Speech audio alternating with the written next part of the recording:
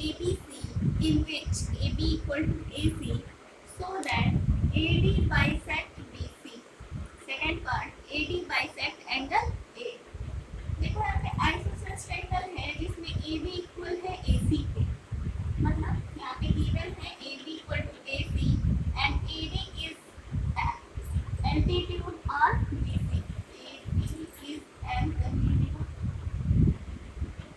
AD is an altitude on BC.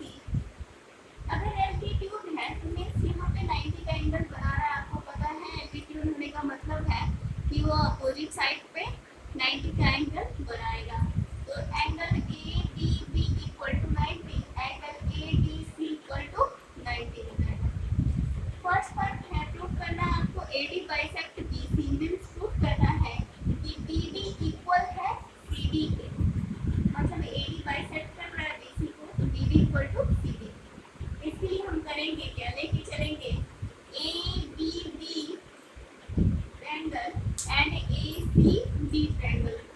तो यहाँ पे देखिए AB AC के इक्वल है, दोनों में गिवन है, AD दोनों में कॉमन हो जाएगा और ये 90 है इसके इक्वल 90 हो जाएगा।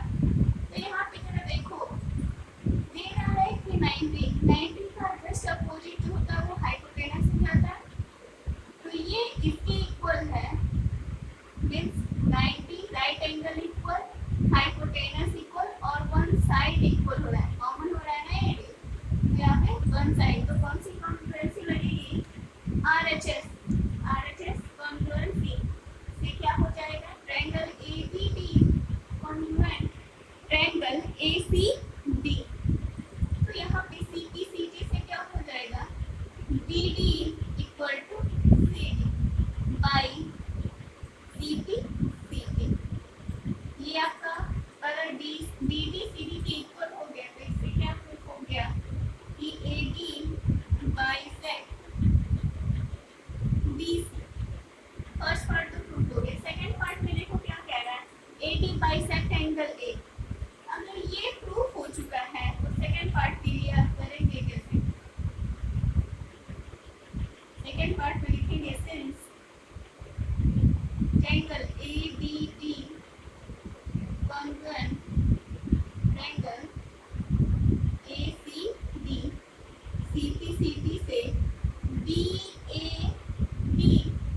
Equal to CAD by CPCD।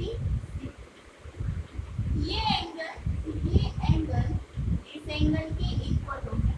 अगर ये इक्वल हो गया तो इसका मतलब है कि AD क्या कर रहा है, बाइसेक्ट कर रहा है एंगल A को। यहाँ पे लिख देंगे AD बाइसेक्ट एंगल A।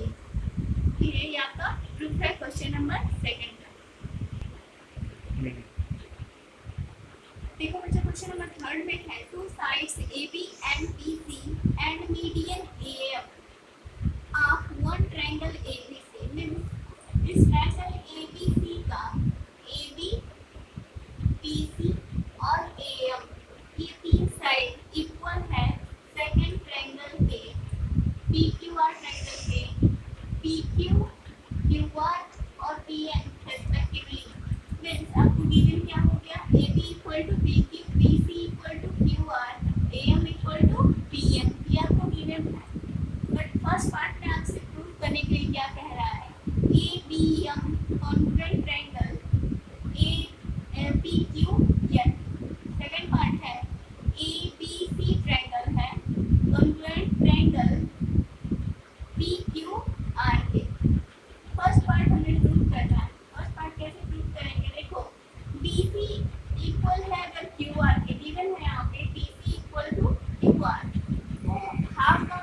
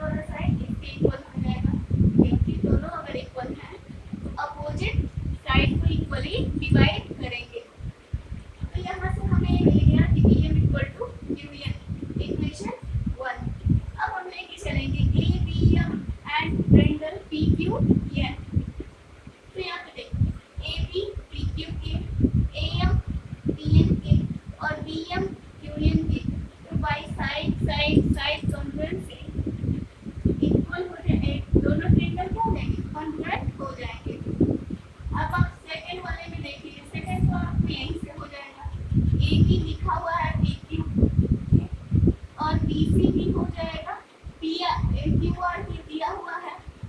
अब आपको थर्ड क्या करना है, यहाँ फर्स्ट वाले से इसको इसके इक्वल कर दीजिएगा बाई सीपी से। ये फर्स्ट में प्रूफ हो जाएगा। देखो मुझे सेकंड पार्ट में करना क्या है, फर्स्ट पार्ट में हमने प्रूफ कर दिया है कि A B M congruent triangle P Q M है। तो अगर ये कॉन्ग्रुएंट है तो यहाँ पे A B M equal to P Q M by C D से हो जाएगा। ये एंगल इसके इक्वल हो जाएगा। लेकिन इसी को ए बी एम को हम लिख सकते हैं ए बी सी और इसको लिख सकते हैं P Q R. P Q N के जगह पे पी क्यू आर, एंगल तो वही रहेगा। इसको लिख लेंगे इक्वेशन नंबर 2। अब आइए in triangle A B C and triangle P Q R, A B equal to P Q and A B C equal to P Q R with B C equal to Q R. ये तीनों आपको मिल गया, मतलब side angle side.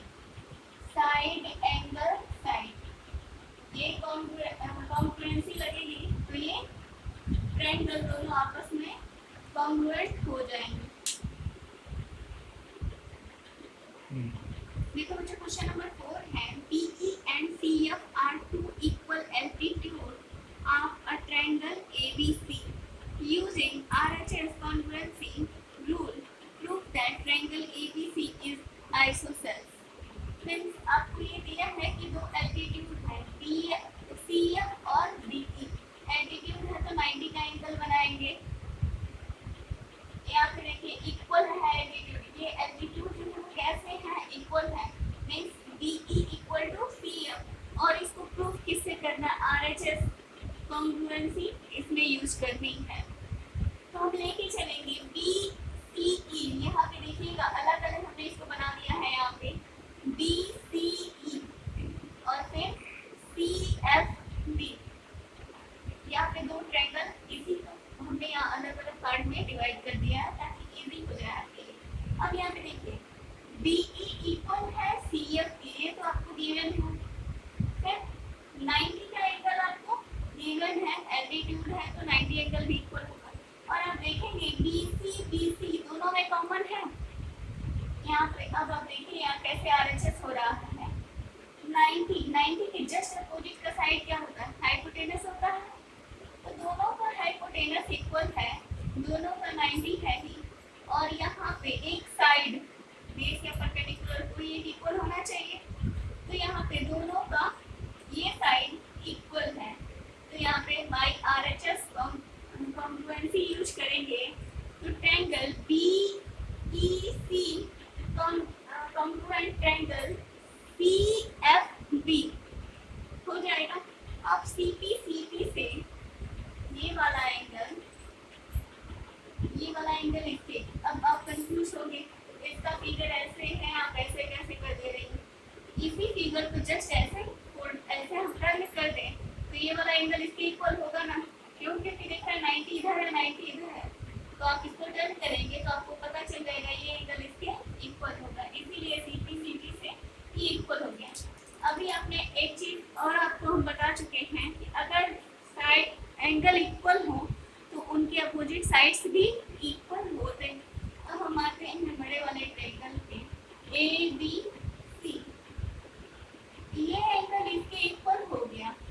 अगर दोनों opposite angle equal हैं तो इनके अपोजिट साइड्स भी इक्वल होंगे, ये इसके इक्वल हो जाएगा। अगर ये इसके इक्वल हो जाएगा तो ABC क्या हो जाएगा, आइसोसेलेस ट्रायंगल हो जाएगा। यहाँ पे देख लीजिएगा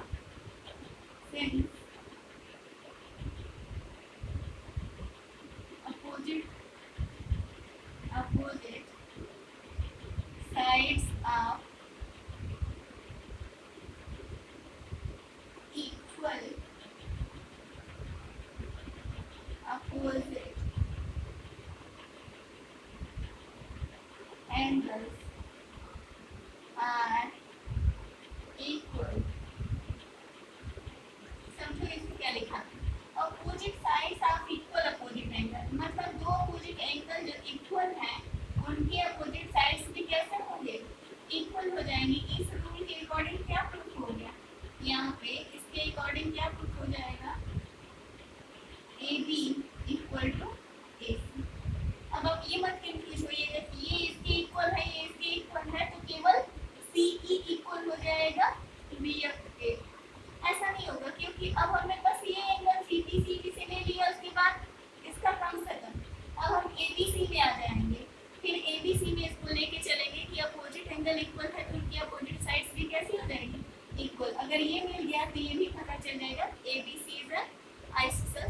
यहाँ पे लिख लीजिए।